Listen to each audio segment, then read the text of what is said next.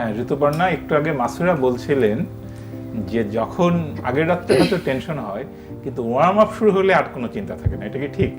আমার তো আসলে মাসরুবু যে বললো যে আগে খেলার আগের রাত অনেকটা মানে নার্ভাস লাগে নিজেকে। তো আমার মাঠে নামার আগ মুহূর্তে ওই সেম নার্ভাসই লেগেছিল, কারণ গ্যালারিতে অনেক দর্শক ছিল।